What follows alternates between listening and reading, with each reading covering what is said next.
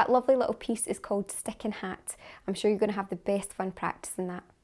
I've played it as written, however if you are playing it as part of your duet you will have to move both hands up an octave, so be careful of that. And if you are doing it as part of the duet, make sure when you're practicing at home that you do practice it the octave above where it's been written. Don't forget to do that, not just with your teacher but also when you're practicing at home, so you're familiar with the sound in the higher octave.